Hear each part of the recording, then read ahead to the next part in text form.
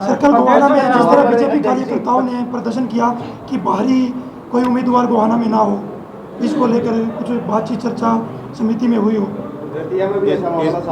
इस प्रकार की कोई भी बात नहीं है और इस विधानसभा चुनाव में भी स्पष्ट बहुमत की सरकार हरियाणा प्रदेश की जनता का आशीर्वाद लेके नायब सिंह सैनी जी के नेतृत्व में स्पष्ट बहुमत की सरकार हरियाणा प्रदेश में बनेगी और एक मजबूत सरकार हरियाणा प्रदेश में तीसरी बार भारतीय जनता पार्टी की बनेगी। अध्यक्ष जी, पहली जो सूची है कब तक आने की उम्मीद है? लगातार जो है सरगर्मियां तेज हैं। अभी जैसे ही हमारा केंद्रीय नेतृत्व डेट देगा और मुझे लगता है कि बहुत जल्दी टिकटों की घोषणा कुछ सीटों की होंगी, कुछ की बाद में होगी। लाडवा से चुनाव लड़ेंगे, मुख्यमंत्री कह रहे हैं कि मैं करनाल से चुनाव लड़ूंगा।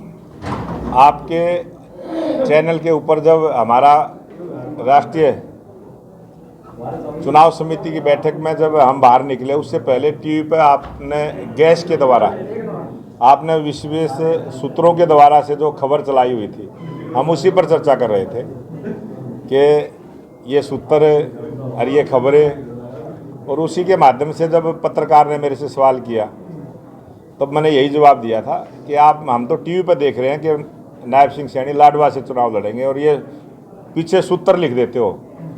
मैंने उसी बात को कहा था, और क्योंकि टिकटों का फैसला कौन कहाँ से चुनाव लड़ेगा ये हमारा राष्ट्रीय नेतृत्व करता है। उससे पहले उसके बारे में कोई बोल भी नहीं सकता, उसके बारे में बोलने का कोई मतलब भी नहीं होता। राष्ट्रीय नेतृत्व जिसको जहाँ से चाहेगा वहाँ से उस आदमी को होगा या फिर कोई कार्यकर्ता होगा, क्योंकि आप मना कर चुके हैं।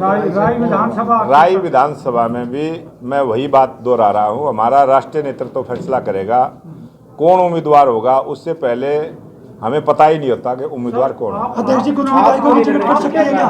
कुछ विधायक को भी टिकट कर सकती है? 41 विधायक हमारे अब वर्तमान में, तो एक विधायक तो जो चुनाव नहीं लड़ेगा वो आपके सामने बैठा है, तो कुछ विधायक हो सकता है चुनाव ना लड़े और कुछ चुनाव लड़ेंगे। विपक्ष कहीं ना कहीं है भी, कांग्रेस पार्टी को कह रहे हैं कि अध्यक्ष मैदान छोड़ गए हैं तो कांग्रेस सरकार बना रही है बहुमत से। ये जो कांग्रेस की सोच है, कांग्रेस के नेता जिस प्रकार से टिकटों के लिए जुट पुजारी करते हैं, भारतीय जनता पार्टी का कार्यकर्ता कभी भी इस प्रकार का विचार नहीं रखता। और हम एक विचार के साथ जुड़े हैं, हम विधायक बनने के लिए पार्टी में काम नहीं कर रहे, हम एक सेवा से काम करने वाली सरकार प्रदेश में और देश में बने, इस विचार को लेकर चले। सर कल गोहाना में जिस तरह बीजेपी कार्यकर्ताओं ने प्रदर्शन किया कि बाहरी कोई उम्मीदवार गोहाना में ना हो, इसको लेकर कुछ बातचीत चर्चा समिति में हुई हो। इस प्रकार की कोई भी बात नहीं है, और जिन कार्यकर्ताओं को इस प्रकार का मन में भाव आया है वो कार्यकर्ता अपने आप ठीक हो जाए। प्राथमिकता कहाँ रहने वाली है सर? किसी भी सीट पर स्थानीय कैंडिडेट को प्राथमिकता दी जाएगी या किसी सीट पर बाहरी लोगों को भी, जैसे अलग जिले से या अलग सांसद को उतारा जा सकता है? राजनीति है और राजनीति का पहला सूत्र है कि सरकार बने, जिताऊ उम्मीदवार चुनाव लड़े।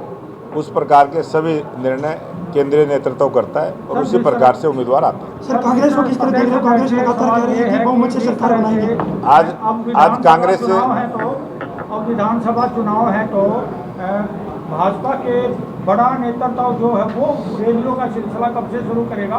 कल प्रदेश स्तर पर रैलियां चल रही है। कल हमारी बड़ी प्रदेश स्तरीय रैली जींद में होगी, उसमें हमारा केंद्रीय नेतृत्व भी रहेगा, मुख्यमंत्री जी भी रहेंगे, मैं स्वयं भी रहूँगा, और कई बड़े चेहरे जो राजनीति में स्थान रखते हैं ऐसे भारतीय जनता पार्टी को ज्वाइन करेंगे। 834 करोड़ की प्रॉपर्टी जब्त की है, इसको किस तरह देखते हो आप?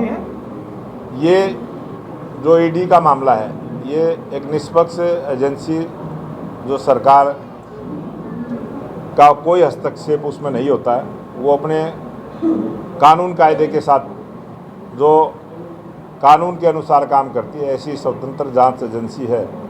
और अगर वो इस प्रकार की कार्यवाही करती है तो सरकार का उसमें कोई किसी प्रकार की दखलंदाजी नहीं होती। अध्यक्ष जी, 55 नामों पर टिकट फाइनल हो चुकी है, क्या 90 की फाइनलिस्ट आएगी या 55 की बैग आएगी? कब तक आने ये जो आप अपनी बात को कह रहे हो, अभी मेरे को ही नहीं पता कितनी टिकटें फाइनल हो चुकी हैं।